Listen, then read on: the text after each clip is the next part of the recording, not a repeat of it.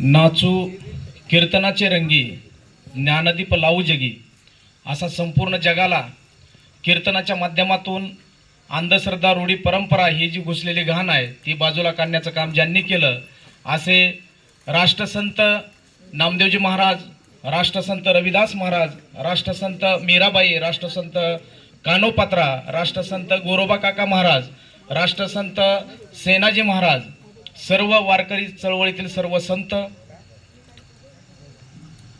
सर्व माणसे समान आहेत हा सिद्धांत 12व्या शतकामध्ये मांडणारे आणि ज्यांच्या जयंतीच्या निमित्तानं आज आपण या ठिकाणी एकत्रित जमलेलो आहोत असे सामाजिक क्रांतीचे जनक महात्मा बसवेश्वर महाराज, या महाराष्ट्राला 2 छत्रपती देणाऱ्या राष्ट्रमाता राजमाता माँसाहेब जिजाऊ, ज्यांनी स्वतःच्या बायकोचं कुंकू पुसून स्वतःचा शिर तळहातावरती ठेवून सह्याद्रीच्या कड्या कपाऱ्यात चढून तलवारीच्या जोरावरती, बुद्धीच्या जोरावरती, सहकार्याच्या जोरावरती हे हिंदवी स्वराज्य निर्माण केलं असे हिंदवी स्वराज्य संस्थापक छत्रपती शिवाजीराजे शहाजीराजे भोसले, ज्यांनी वयाच्या 14व्या वर्षी बुधभूषण नावाचा ग्रंथ लिहिला आणि त्या बुधभूषण नावाच्या ग्रंथामध्ये त्यांनी ठणकावून सांगितलं की जे नशिबावरती अवलंबून राहतात त्यांच्यासारखा शंड कोणी नाही आणि जो प्रयत्नावरती विश्वास ठेवतो त्याच्यासारखा मर्द कोणी नाही असा सांगणारा सिंहाचा छावा छत्रपती संभाजीराजे शिवाजीराजे भोसले.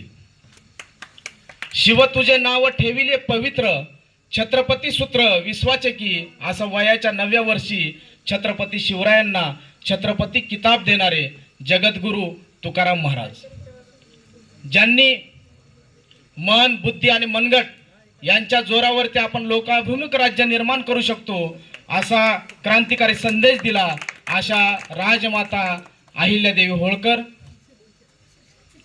गावागावामध्ये जाऊन केरकचरा तर काढलाच, परंतु लोकांच्या डोक्यातील अंधश्रद्धा रूढी परंपरा ही घाण कीर्तनाच्या माध्यमातून बाजूला काढण्याचं काम केलं असे राष्ट्रसंत गाडगे महाराज, तुझं गावच नाही का तीर्थ, तू रिकाम कशाला फिरत असा क्रांतिकारी संदेश देणारे राष्ट्रसंत तुकडोजी महाराज, या भारताचं संविधान लिहिणारे आणि 100 दिवस शेळी म्हणून जगण्यापेक्षा 1 दिवस वाघ म्हणून जगा असा क्रांतिकारी संदेश देणारे विश्वरत्न भारतरत्न डॉक्टर बाबासाहेब आंबेडकर, माणसातील राजा आणि राजातील माणूस राजश्री शाहू महाराज, पृथ्वी ही शेषाच्या मस्तकावरती तरलेली नसून कष्टकरी माणसाच्या तळहातावरती वसलेली आहे असा विज्ञानवादी दृष्टिकोन सांगणारे साहित्यरत्न अण्णाभाऊ साठे, ज्या ज्या महामानवांनी, ज्या ज्या महान स्त्रियांनी आपल्या आयुष्यातील वर्ष, वर्षातील महिने, महिन्यातील दिवस, दिवसातील तास, तासातील प्रत्येक मिनिट दिला त्या सर्व महामानवांना आणि त्या सर्व महान मातांना आपल्या सर्वांच्या टाळ्यांच्या गजरामध्ये मी या ठिकाणी प्रथमतः अभिवादन करतो. आज आपण सामाजिक क्रांतीचे जनक महात्मा बसवेश्वर महाराज यांच्या जयंतीच्या निमित्ताने या ठिकाणी एकत्रित आलेलो आहोत. जायफळ या गावामध्ये या क्रांतिकारी कार्यक्रमाची सुरुवात गेल्या वर्षी ज्या ठिकाणी झालेली होती, प्रबोधनाच्या माध्यमातून महापुरुषांची जयंती साजरी करणं हा संकल्प जायफळ या गावाने केलेला आहे आणि सलग 2रं वर्ष माझं आज या ठिकाणी व्याख्यान आहे. आणि आजच्या या कार्यक्रमाच्या निमित्तानं आजच्या कार्यक्रमाचे अध्यक्ष आपल्या गावचे प्रथम नागरिक, सरपंच, उपसरपंच, पोलीस पाटील, समोर बसलेले सर्व ग्रामस्थ आणि मला या ठिकाणी पाचारण करणारे आमचे मित्र, जवळजवळ 5 ते 6 वर्ष झालं माझे आणि त्यांचे संबंध आहेत असे तुमच्या गावातील भूमिपुत्र असणारे सुपुत्र संदीपजी सेटे सर, तसेच माझ्यासोबत आज या ठिकाणी आलेले आपल्याच गावातील सुपुत्र असणारे अखिल भारतीय युवा सेनेचे जिल्हाध्यक्ष माननीय नामदेवजी वाघमारे आणि समोर बसलेले सर्व ग्रामस्थ, आपल्या सर्वांना शरणार्थी. माणसाने माणसासोबत माणसासारखं वागलं पाहिजे हा सिद्धांत सांगणारं व्यक्तिमत्व म्हणजे सामाजिक क्रांतीचे जनक महात्मा बसवेश्वर. श्रमिकाच्या जोरावरतीच सर्व राष्ट्राचं, देशाचंच नाही तर सर्व जगाचं भलं होऊ शकतं. प्रत्येक श्रमिकाच्या हाताला काम मिळालं पाहिजे असा सिद्धांत मांडणारे आणि ज्यांच्या जयंती आहे असे महात्मा बसवेश्वर, ज्यांचे पुतळे महाराष्ट्रच नाही कर्नाटकमध्ये आहेत, संपूर्ण देशामध्येच आहेत. एवढंच नाही तर त्यांचे पुतळे हे लंडनमध्ये सुद्धा आहेत, इंग्लंडमध्ये सुद्धा आहेत. असे जगत कीर्तीचे महान असे महापुरुष महामानव म्हणजे महात्मा बसवेश्वर यांची आज जयंती आहे. त्यांच्या जयंतीनिमित्त आज आपण या ठिकाणी एकत्रित आलेलो आहोत.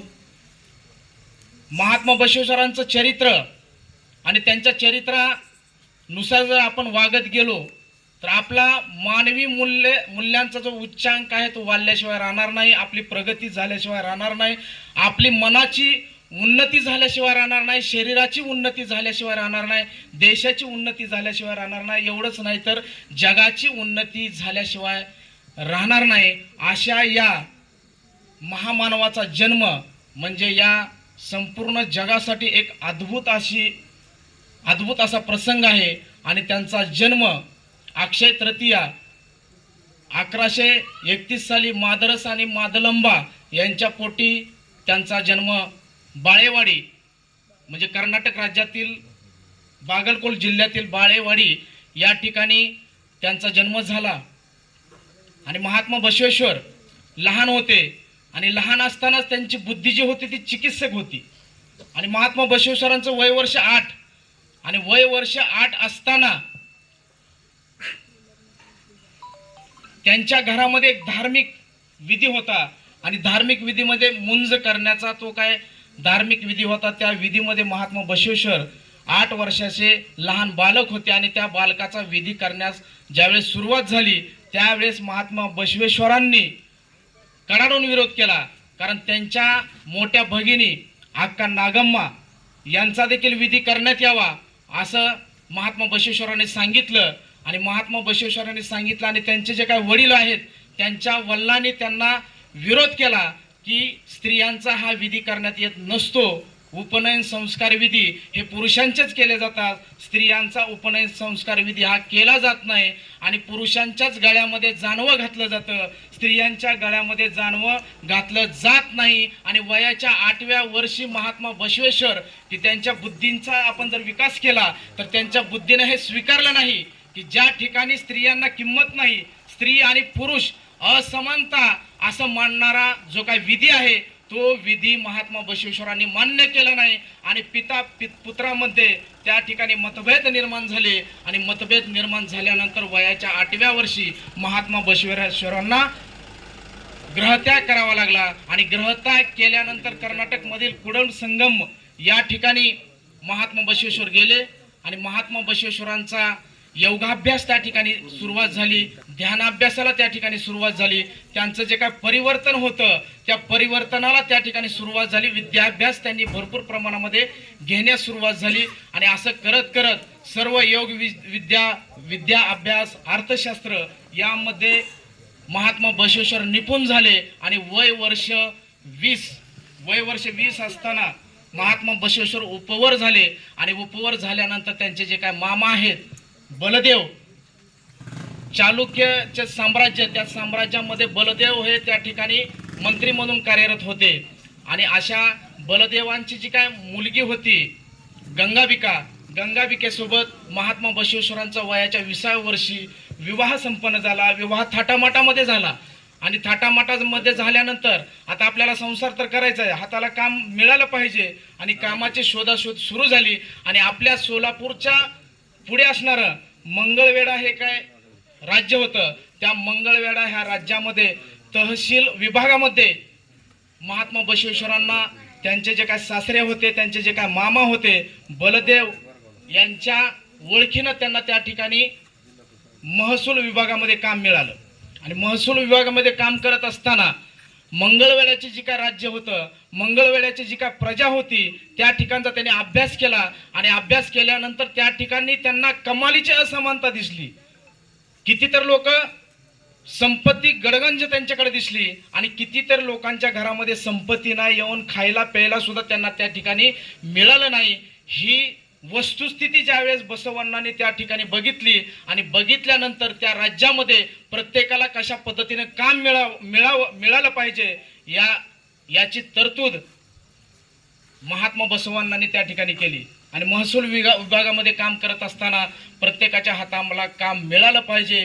त्यांचं एक एक एक एक एक एक प्रगतीकडे पाऊल चालू लागलं. राज्याचा विकास होऊ लागला आणि राज्याचा विकास झाल्यानंतर चालुक्य साम्राज्य जे होतं, ज्या ठिकाणी कल्याण या ठिकाणी जे काय त्यांचं राज्य होतं, त्या मंत्री ज्या ठिकाणी काम करत होते त्या मंत्र्यापर्यंत वाऱ्यासारखी वार्ता त्या ठिकाणी पसरली की महात्मा बसवण्णा मंगळवेळाचं राज्य एकदम चांगल्या पद्धतीने चालवत आहेत. त्या ठिकाणची प्रजा सुखी आहे, आनंदी आहे. त्या ठिकाणची प्रजा बसवण्णाला अक्षरशः डोक्यावरती घेत आहे. आणि बसवण्णाला जर आपण कल्याणकडे आणलं आणि कल्याणकडे आणल्यानंतर त्यांना जर आपण महामंत्रीपद दिलं तर बसवण्णा आपल्या राज्याला सुजलम सुफलम करतील असा विश्वास त्या साम्राज्याचा जो काय राजा होता बिज्जल राजा, याला तो विश्वास पटला आणि बिज्जल राजांना आणि त्यांच्या मंत्र्यांनी बसवण्णांना पाचारण केलं आणि सुरुवातीला त्यांना महामंत्रीपद दिलं.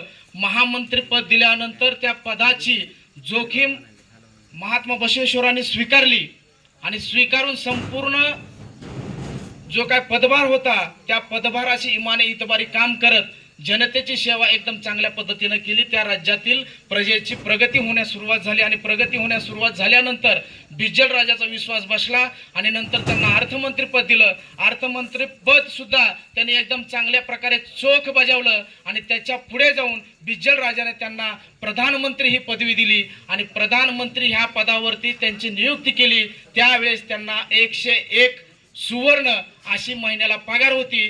जर आत्ताचं जर आपण कॅल्क्युलेशन केलं तर आत्ताच्या कॅल्क्युलेशननुसार जवळजवळ 9 लाख रुपये पगार बसवण्णांना वयाच्या 23व्या वर्षी होती.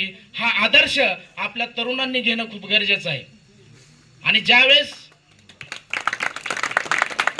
बसवण्णा प्रधानमंत्री म्हणून एकदम चांगल्या पद्धतीने काम करत होते आणि काम करत असताना वयाची 8 वर्ष ते 20 वर्ष या वर्षामध्ये जवळजवळ 12 वर्षाचा काळ आणि 12 वर्षाच्या कालखंडामध्ये त्यांचं जे काय मन होतं ते मन लिंगायत धर्माकडे वळालं, इष्टलिंगाकडे वळालं. योगाभ्यास, विद्याभ्यास यांचा त्यांनी भरपूर प्रमाणामध्ये अभ्यास केला होता आणि त्यांना असं वाटू लागलं की ह्या समस्त राज्यामधील जी काय प्रजा आहे या समस्त राज्यातील प्रजेसाठी आपण अनुभव मंडपाची स्थापना करावी आणि जगातील पहिलं संसद जर कुणी निर्माण केलं असेल तर ते महात्मा बसवण्णांनी जगातील पहिली मोठी विशाल संसद त्यांनी निर्माण केली. आणि त्या संसदेमध्ये अनेक अभ्यास करण्यासाठी ग्रंथ होते आणि अनुभव मंडप म्हणजे स्वतःच्या अनुभवातून ज्या काही गोष्टी घडतात.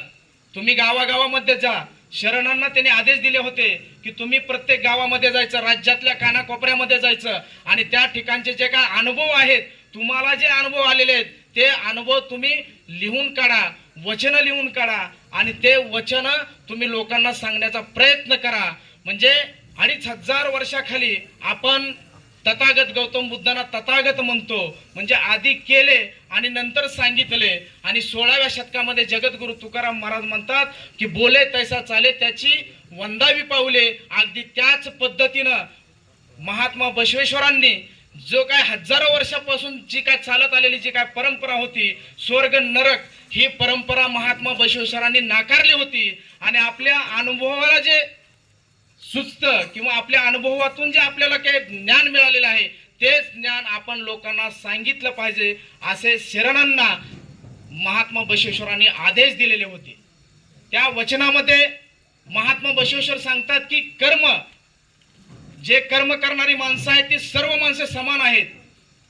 समजा एखादा लोहार आहे, त्या लोहाराचा संबंध लोखंडासोबत येतो, धोब्याचा संबंध कपड्यासोबत येतो, सोनाराचा संबंध हा सोन्यासोबत येतो, ब्राह्मणाचा संबंध हा पुस्तकासोबत येतो, न्हाव्याचा संबंध हा केसासोबत येतो.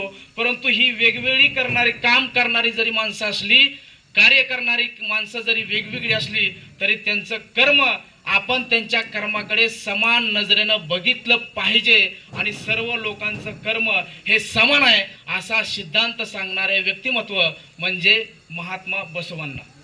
महात्मा बसवण्णांनी एका वचनामध्ये सांगितलेलं आहे की काय कवे कैलास, म्हणजे श्रम हाच कैलास आहे, श्रम हाच स्वर्ग आहे. तुम्हाला जर तुमच्या जीवनामध्ये उन्नती करायची असेल, तुम्हाला तुमच्या जीवनामध्ये जर प्रगती करायची असेल, तर आपण श्रमाला महत्व दिलं पाहिजे, आपण मेहनतीला महत्व दिलं पाहिजे. आणि आपण सकाळी उठल्यापासून झोपेपर्यंत फक्त श्रमालाच आपण देव मानलं पाहिजे. आणि महात्मा बसवेश्वरांनी एकेश्वरवाद स्वीकारला. जसं की वारकरी संप्रदायामध्ये विठ्ठल हाच आमचा देव आहे, तसं महात्मा बसवेश्वरांनी इष्टलिंग हाच आमचा ईश्वर आहे, इष्टलिंग हेच आमचं देव आहे.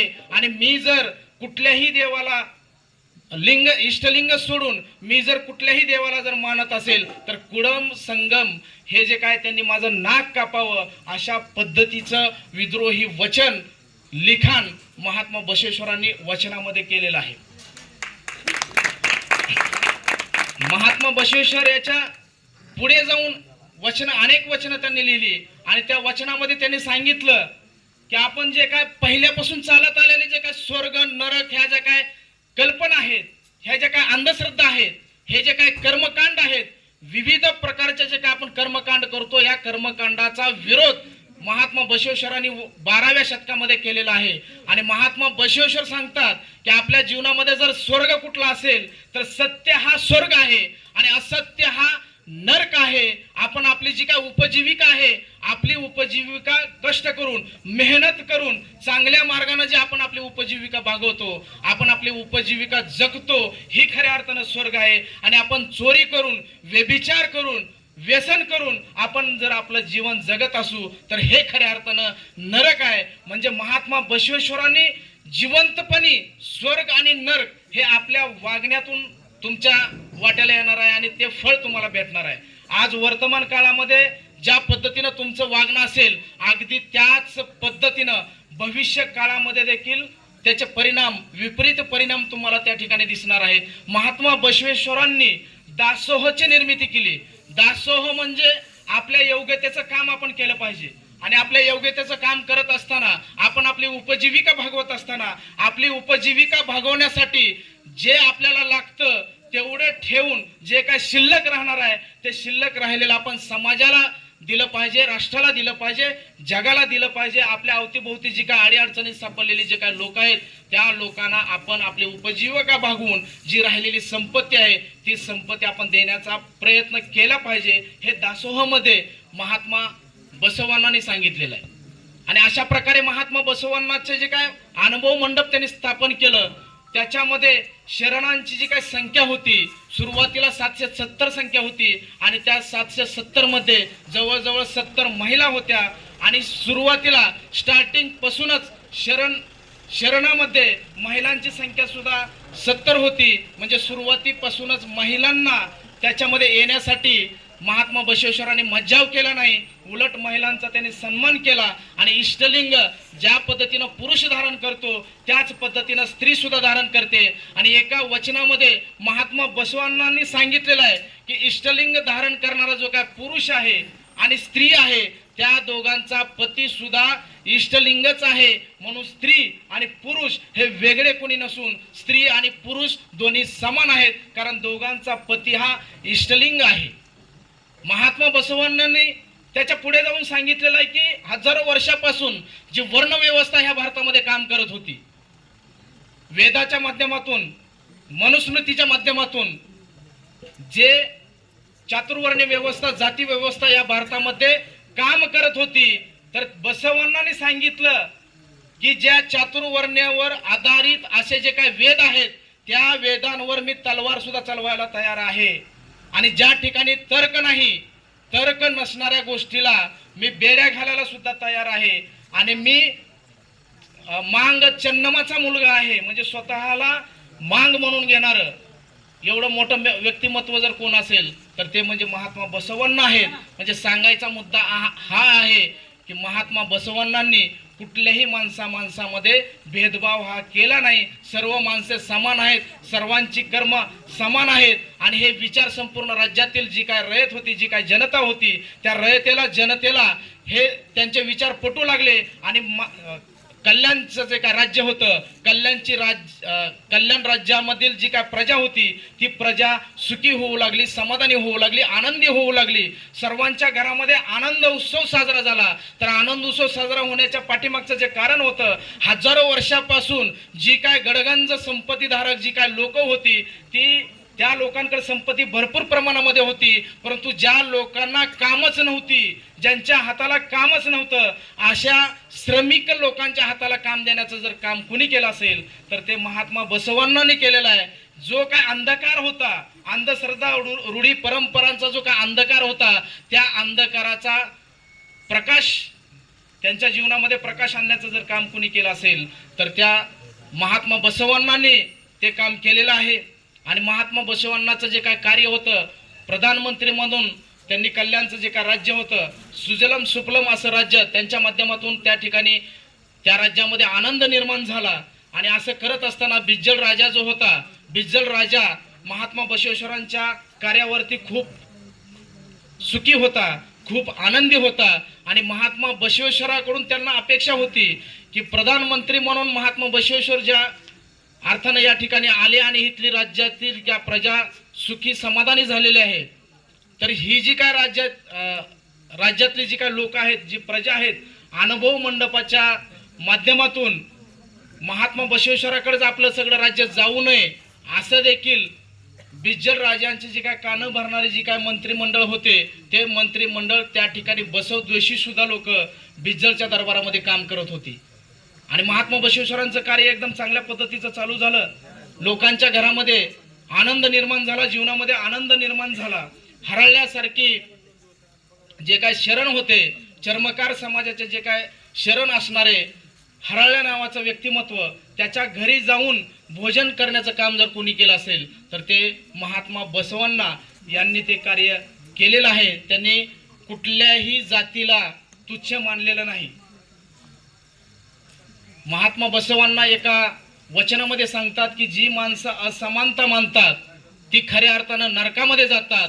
आणि मी समान जर कुणाला मानत असेल, मी उच्च जर कुणाला मानत असेल, फक्त आणि फक्त इष्टलिंगाला मी उच्च मानतो. आणि मी जर नीच कुणाला मानत असेल, जर जी स्वतःला उच्च समजतात आणि दुसऱ्याला नीच समजतात, अशा विषमतावादी लोकांना मी खऱ्या अर्थानं नीच मानतो. अशा पद्धतीचे वचनं महात्मा बसवांना यांनी लिहिलेले आहेत.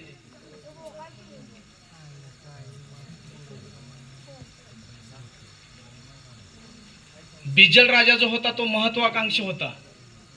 महात्मा बसवेश्वरांचं कार्य सुजलम सफलम असं राज्य त्या ठिकाणी निर्माण होत होतं. सर्व राज्यातील प्रजा सुखी होती.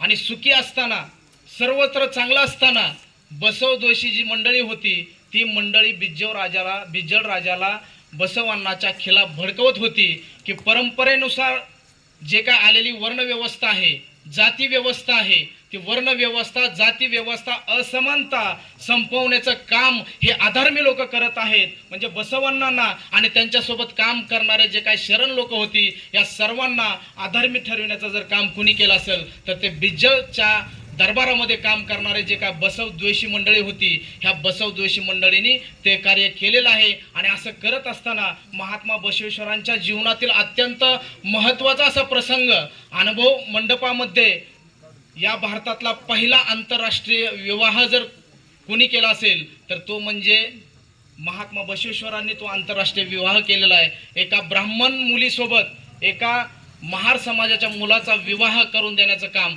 अनुभव मंडपामध्ये झालेलं आहे. आणि अनुभव मंडपामध्ये ज्यावेळेस ही गोष्ट गेली त्यावेळेस आलम प्रभू त्या अनुभव मंडपाचे जे काय शून्यपीठ होतं त्या शून्यपीठाचे ते अध्यक्ष होते. आणि अध्यक्षीय भाषणामध्ये आलम प्रभूंनी सांगितलं की या भारतामध्ये पहिले जे काय असमानता आहे, विषमता आहे, आपण जो लिंगायत धर्माची स्थापना केलेली आहे, अनुभव मंडप या ठिकाणी स्थापना केलेली आहे, तर सर्व माणसेही समान आहेत, कुठलीही जात नाही, काही नाही. आणि याचा निर्णय महात्मा बसवेश्वर हे घेतील. आणि नंतर एक 8 दिवस 10 दिवस गेल्यानंतर या जो का प्रसंग झालेला आहे, या प्रसंगाचा निर्णय महात्मा बसवेश्वरांनी घेतला. आणि महात्मा बसवेश्वरांनी या दोघांचा विवाह लावून दिला आणि या दोघांचा विवाह लावून दिल्यानंतर बिज्जल राजाच्या दरबारामध्ये काम करणारी जी काय बसवद्वेषी मंडळी होती, या बसवद्वेषी मंडळींना कारण सापडलं आणि कारण सापडल्यानंतर ह्या बसवद्वेषी मंडळींनी बिज्जल राजाचे कान भरण्याचं काम चालू केलं की आता फक्त आम्हाला एवढंच बघायचं राहिलं होतं. आंतरजातीय विवाह या ठिकाणी होत आहेत, खूप मोठा अधर्म वाढलेला आहे, जग बुडल, आपल्याला खायला प्यायला सुद्धा भेटणार नाही, अधर्म खूप वाढलेला आहे, असे बिज्जळचे कान भरण्याचं काम बसवद्वेषी मंडळींनी केलं. आणि ते करत असताना बिज्जळ जो का राजा होता त्या राजानं याच्या विरोधामध्ये भूमिका घेण्याचं काम केलं आणि जी काय मुलगी होती ती मुलगी, मुलगा आणि मुलाचा पिता ह्या सर्वांना शिक्षा देण्याचं काम बिज्जळनं केलं आणि बसवांना हद्दपारीची शिक्षा दिली. तर त्या मुलाला त्याच्या डोळ्यामध्ये तापलेल्या सळ्या घालून त्याच्या खोबण्या करण्याची शिक्षा दिली, त्याच्या कानामध्ये शिस ओतण्याची शिक्षा दिली, त्याला बांधून साखळदंडानं बांधून हत्तीला बांधून त्याला सर्व नगराभोवती फिरवायला सांगितलं आणि त्या हत्तीच्या पायाखाली तुडवून त्या मुलाची हत्या करण्यात आली आणि त्या मुलीचा शिरच्छेद करण्यात आला आणि त्या मुलांच्या वल्लाचा सुद्धा शिरच्छेद करण्यात आला. आणि महात्मा बसवेश्वरांना ही गोष्ट खपली नाही आणि महात्मा बसवेश्वर बिज्जल राजाकडे गेले आणि बिज्जल राजाला त्यांनी सांगितलं की हे जे तुम्ही करत आहात हे फार चुकीचं करत आहात. आणि बिज्जल राजानं आपलं सैन्य तैनात ठेवलेलं होतं की जे काय शरण लोक आहेत आणि जे काय वचन साहित्य आहे ते वचन साहित्य बिज्जलचे सर्व सैन्य यांनी ते वचन साहित्य संपवायचं आणि जे शरण आपल्या समोर येतील त्यांना तलवारीच्या साह्यानं मारून टाकायचं, अशा प्रकारचा प्लॅन बिज्जल राजानं आखला. आणि ही गोष्ट शोधाशोध ज्यावेळेस बसवण्णांनी घेतली आणि प्रसंगावधान साधून बसवण्णांनी शरणांना सावध करण्याचं काम केलं. जे काय शरण पिसाळले होते, जे शरण क्रोधित झालेले होते की ह्या बिज्जल राजानं जो काय हा कार्यक्रम हाती घेतलेला आहे, लोकांना रक्तरंजित तो करतोय, आपल्या डोळ्यांच्या समोर आपल्या लोकांची हत्या करतोय, आपण सुद्धा शांत बसायचं नाही, आपण हातामध्ये शस्त्र उचलायचं आणि बिज्जल राजा आणि त्याचे जे काही सैनिक आहेत त्या सैनिकांसोबत आपण भिडायचं, तलवारी आपण भिडवायच्या आणि आपण घनघोर असं युद्ध करायचं. आणि ज्यावेळेस शरणांची ही प्रतिक्रिया बसवण्णांना समजली त्यावेळेस बसवण्णांनी त्यांना शांत केलं आणि बसवण्णांनी त्यांना सांगितलं की रक्ताचा एक थेंबही न सांडता लिंगायत जो काय धर्म आहे, जे वचन आहेत त्या वचनानं आपल्याला मानवतेचं कार्य करायचं आहे आणि मी हे राज्य सोडून जातोय, हद्दपार होतोय, तर माझ्या नंतर माझा जो काय भाचा आहे चन्नबसवांना अनुभव मंडपाचं जे काय शून्यपीठ आहे त्या शून्यपीठाचे दुसरे अध्यक्ष चन्नबसवांना म्हणजे माझा भाचा होईल. आणि बसवांनाच्या सोबत आलम प्रभू हे गेले आणि चन्नबसवांना यांच्या सोबत होते सोलापूरचे सिद्धरामेश्वर, जे सिद्धरामेश्वर त्या चन्नबसवांना सोबत कंटिन्यू राहून लिंगायत धर्माचा प्रचार आणि प्रसार करण्याचं काम सिद्धरामेश्वर यांनी केलेलं आहे. आणि बसवांना हद्दपार झाले, त्यांच्यासोबत आलम प्रभू गेले आणि सगळ्यात मोठी जबाबदारी वचन आपल्याला सुरक्षित ठेवायचे, वचनांना सुरक्षित ठेवायचे, शरणांची आपल्याला सुरक्षा ठेवायची आहे. तर याच्या विरोधामध्ये लढण्याचं काम जर कोणी केलं असेल तर अक्का नागम्मानं त्या सैनिकांच्या विरोधामध्ये लढण्याचं काम केलं. अक्का नागम्मा घोड्यावरती बसल्या, हातामध्ये त्याने तलवार घेतली आणि त्या सैनिकांच्या विरोधामध्ये घनगर युद्ध करण्याचं काम जर कुणी केलं असेल तर अक्का नागम्मा यांनी केलेलं आहे. आणि वचनांची सुरक्षा करण्याची जर हमी कोणी घेतली असेल तर अक्का नागम्मा यांनी जे काय वचन होते, वचन साहित्य होतं, त्या वचन साहित्याची सुरक्षितेची जबाबदारी त्यांनी घेतली. आणि कर्नाटक मधील जे काय उज्जैन नावाचं जंगल होतं त्या जंगलामध्ये सुरक्षित असं वचन साहित्य त्यांनी ठेवण्याचं काम केलेलं आहे. आज महात्मा बसवेश्वरांचे जे काय वचन आहेत, मी तुम्हाला व्याख्यानाच्या माध्यमातून या ठिकाणी वचन सांगतोय, तुम्ही ऐकत आहात, ह्या वचनाच्या सुरक्षितेची हमी जर कोणी घेतली असेल, वचन साहित्य सुरक्षित ठेवण्याचं जर काम कोणी केलं असेल तर ते म्हणजे त्यांची मोठी बहीण अक्का नागम्मा यांनी केलेलं आहे. आणि बसवांना सर्वात मोठा विश्वास होता की ह्या भारतातील स्त्री जी आहे ती स्त्री मजबूत आहे, ती स्त्री कणखर आहे, या देशाचं राज्य चालवणारी पहिली स्त्री होती. आणि स्त्रियानं जर ठरवलं, एखादी गोष्ट जर ठरवली की आपल्याला ह्या गोष्टीचं एकदम चांगल्या पद्धतीनं काम करायचंय तर स्त्री कुठल्याही पद्धतीमध्ये प्राणपणाने त्या कामामध्ये निपुण असते आणि ती काम करू शकते असा विश्वास महात्मा बसवांना होता. आणि ज्यावेळेस महात्मा बसवांना हद्दपार होत होते त्यावेळेस शरणांची संख्या होती 1,86,000. म्हणजे ज्या वेळेस या भारतामध्ये अनेक प्रकारचे धर्म निर्माण झाले तर त्यांचे जे काय अनुयायी होते तर त्या अनुयायामध्ये सगळ्यात मोठी संख्या जर कोणाची असेल तर ती महात्मा बसवांनांच्या शरणांची संख्या होती. जवळजवळ 1,86,000 एवढी संख्या महात्मा बसवांनांच्या शरणांची होती. आणि आपण जर कर्नाटकमध्ये गुलबर्गा, बागलकोट या ठिकाणी जर आपण थोडासा पाठीमागे अभ्यास केला 1926 साली, त्याच्या अगोदर अक्का नागम्मानं जेवढं काय वचन साहित्य वाचवलेलं होतं, सैनिकांच्या तावडीतून जेवढं वचन साहित्य सुरक्षित ठेवण्याचं काम अक्का नागम्मांनी केलं, तर जवळजवळ गुलबर्गा, बागलकोट ही जी काही शहरं होती त्यावेळेची नावाजलेली शहरं, तर अक्षरशः लोकांनी भिंती फोडल्या आणि भिंती फोडून दगडावरती त्यांचे वचन साहित्य जे आहे ते दगडामध्ये दवडण्याचं काम, लपवण्याचं काम आपल्या शरणांनी केलेलं आहे. आणि पिढ्यानपिढ्या फक्त त्या भिंतीचं दर्शन घेतलं जात होतं. आणि दर्शन घेतल्यानंतर लोकांना माहिती नव्हतं की ह्या भिंतीचं आपण दर्शन काय घेतोय. फक्त प्रत्येकाच्या डोक्यामध्ये एकच की ह्या भिंतीचं आपण दर्शन घेतलं तर आपल्याला ज्ञान मिळतं, आपल्याला ईश्वर प्राप्ती होते. अशा पद्धतीची श्रद्धा पिढ्यानपिढ्या निर्माण झाली. आणि एक दिवस 1926 साली पहिल्यांदा त्या ठिकाणी भिंती काढण्याचं काम केलं. आणि भिंती काढण्याचं काम केल्यानंतर त्या ठिकाणी जवळजवळ 1926 पासून 1993 पर्यंत जवळजवळ 20,000 वचन साहित्य मिळाले. आणि 20,000 वचन साहित्याचे 15 खंड शासनाने प्रकाशित केलेले आहेत.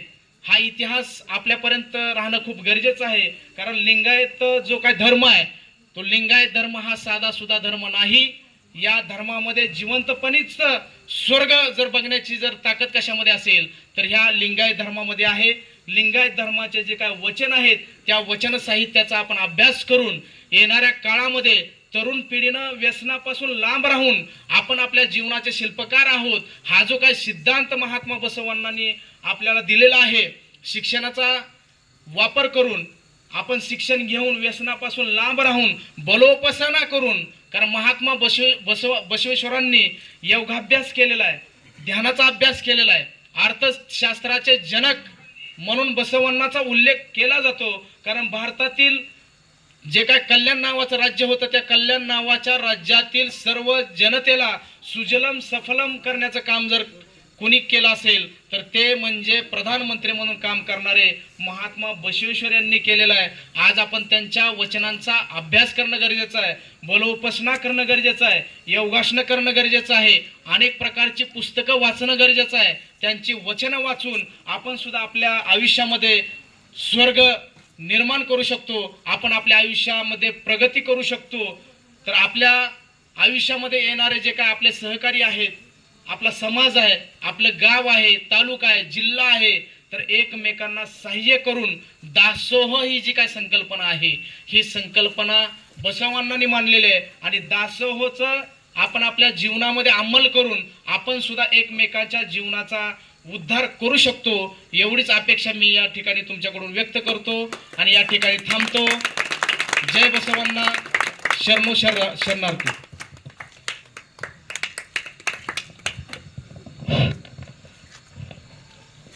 धन्यवाद सर. अतिशय मार्मिक स्वरूपात राष्ट्रसंताची महती राऊत सरांनी संबोधित केलेली आहे. समितीच्या वतीनं, ग्रामस्थांच्या वतीनं त्यांचे खूप खूप आभार. सर्वांनी शांतचित्तेने हा कार्यक्रम ऐकून घेतला. फक्त समोर बसलेलेच नाही तर इतर महिला सुद्धा हा कार्यक्रम ऐकत आहेत. त्यामुळं सर्वांचे आभार मी व्यक्त करणार नाही, आपल्या गावचे पोलीस पाटील यांना